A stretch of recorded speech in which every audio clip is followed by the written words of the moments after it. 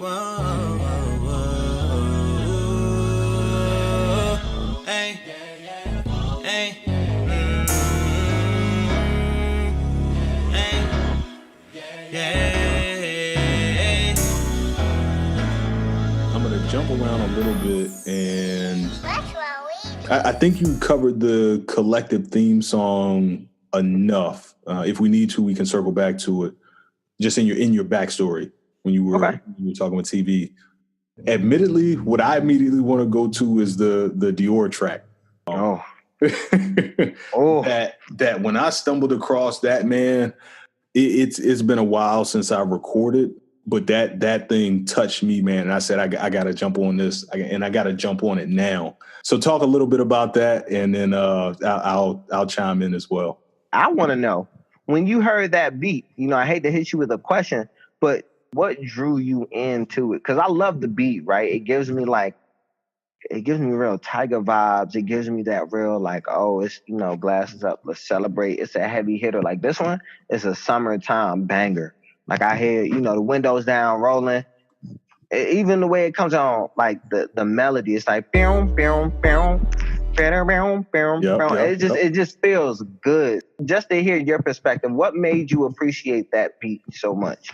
It was a combination of things. Part of it was the tempo. Part of it was the synths that you alluded to. And then there's part of it that I just can't articulate.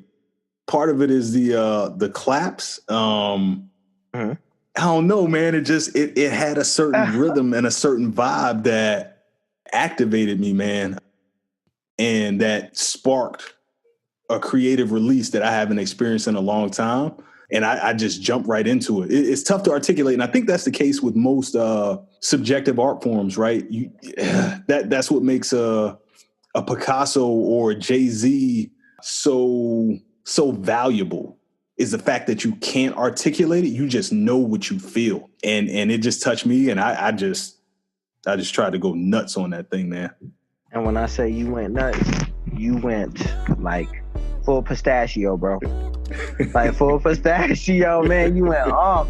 And the creativeness that was in it, when I say that it was a story that was told, it was very, very fitting for what's going on in the world. And when I say it almost like you spit it in such a way, it felt like one of the conversations that we have as a group, as a unit. But it's like a feel-good vibe, right? So it's like hey, this is what we came to do. Let me show you how we rock this. Let me show you how the team moves. But let's talk about these real facts going on.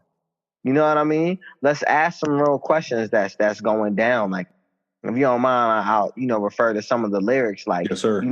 We came to move the masses. Let me show you what I mean. You got a team that can show you the routine. Raise your glasses, my ancestors' passion next to George Floyd's pain.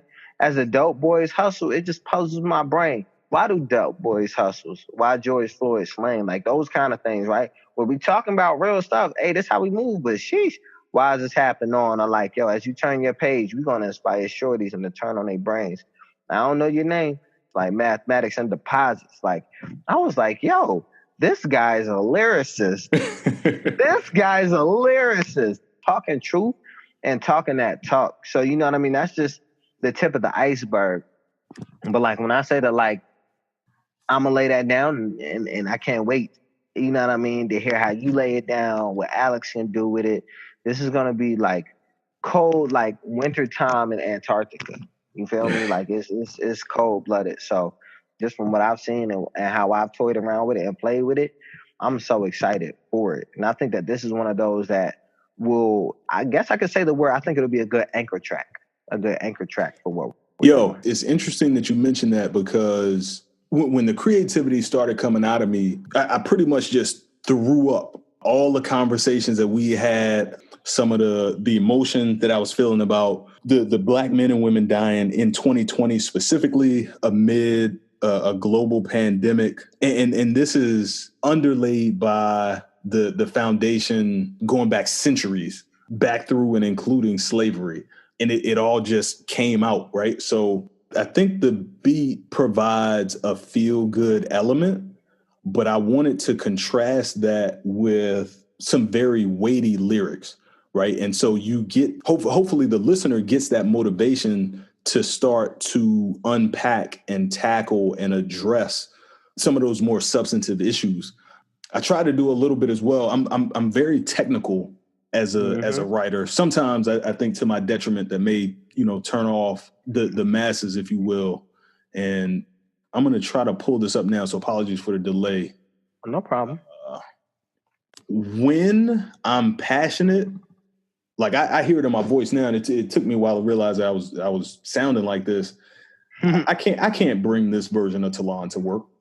Like, this is too much. I can't even bring this version of Talon to most people at most times, because I can go so deep so quickly that a lot of folks are either taken aback at best or turned off at worst. But that's what the beat brought out of me. And when I started writing, man, I went down the rabbit hole.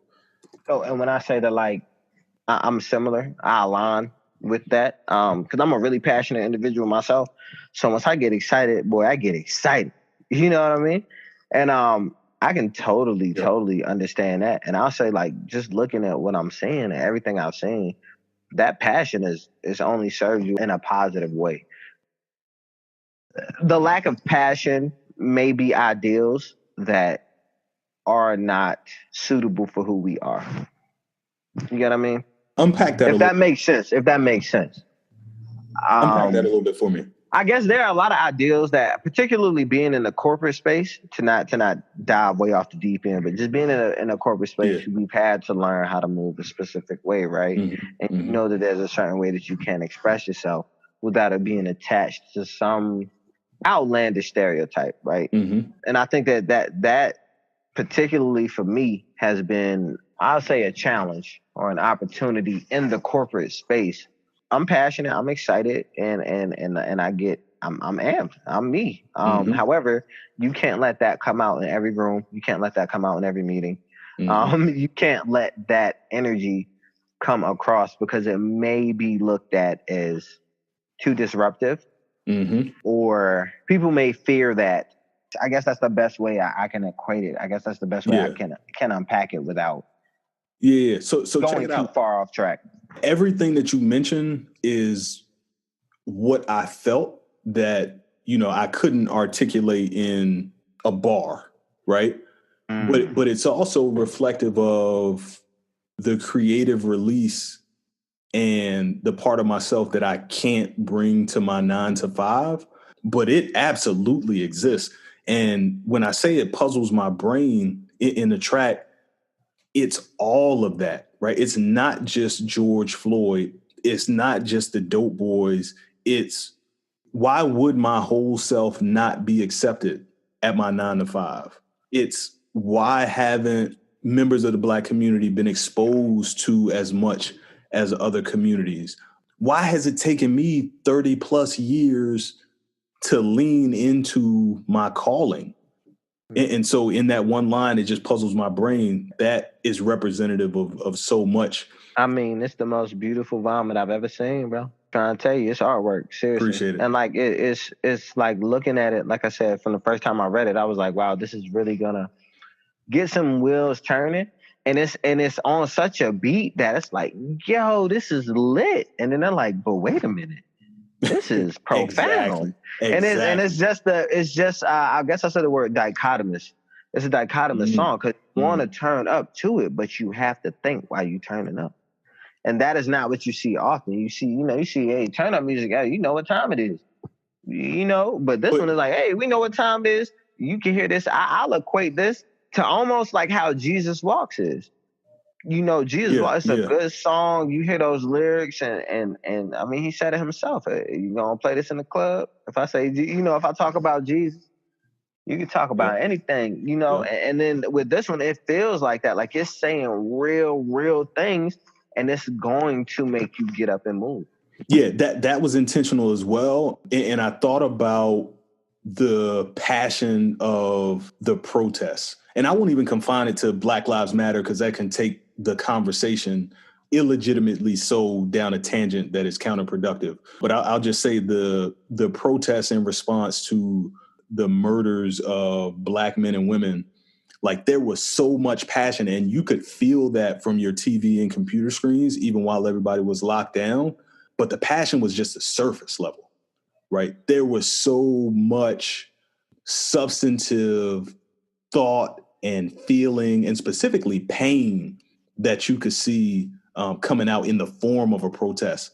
And so that's what I tried to mirror with this song as well. Was, yeah, we're gonna get hype, we can vibe to it. We're gonna think just as deeply as we get hype about it. And if you combine those two, man, magic has the potential to happen. Formidable, man. Formidable. We came to move the masses. Let me show you what I mean. You got a team that can show you the routine. Raise your glasses. My ancestors' passion and George Floyd's pain. As the dope boys hustle, it just puzzles my brain. Why do